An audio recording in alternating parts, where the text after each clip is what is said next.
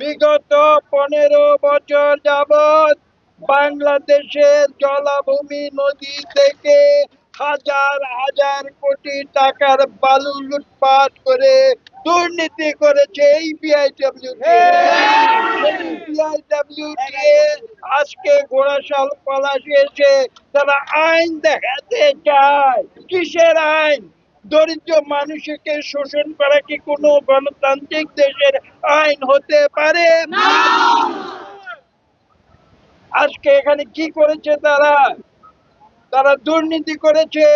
এটা আজকে স্পষ্ট হয়ে গিয়েছে যে স্বৈরাচারী সরকারের বিদায়ের সঙ্গে সঙ্গে তাদের যে দোষর, তাদের যে প্রেতাত্মা, যারা দুর্নীতির মাধ্যমে মানুষের কাছ থেকে ঘুষ খেয়ে যারা দুর্নীতি করেছে, অন্যায় করেছে, আইনের বিরুদ্ধে কাজ করেছে, তারা আজকে ঘোড়াশাল পলাশে এসে এখানে নিরীহ মানুষের কাছে ঘুষ না পেয়ে তারা তাদেরকে অন্যায়ভাবে উচ্ছেদ করেছে। অত্যন্ত স্পষ্ট, আজকে সেই অন্যায়কারী বিডব্লিউটির কর্মকর্তারা যদি এখানে আসার পরে তাদেরকে ঘুষ দেওয়া হতো, তাহলে তারা হাত গুটিয়ে তাদের বুলডোজার ফিরিয়ে নিয়ে তারা ঘরে ফিরে যেত। টাকা আজকে আমরা সেটা হতে দেই নাই। আজকে দ্বিতীয় স্বাধীনতা পেয়েছে বাংলাদেশ, এখানে গণতন্ত্র হবে, এখানে দুর্নীতি দুঃশাসনের রাজনীতি প্রশাসন চলবে না।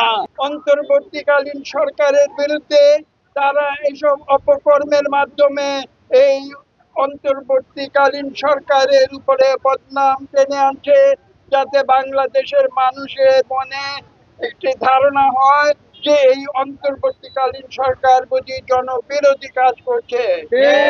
এই সরকারকে আমি হুঁশিয়ার করে দিচ্ছি, আপনারা যদি সতর্ক না হন, আপনারা যদি আপনাদের প্রশাসনের ভিতরে এই আওয়ামী স্বৈর শাসনের প্রেতাত্মাদের চিহ্নিত করে পরিষ্কার না করেন, তাহলে এইভাবে পদে পদে আপনারা ধিক্কৃত হবেন।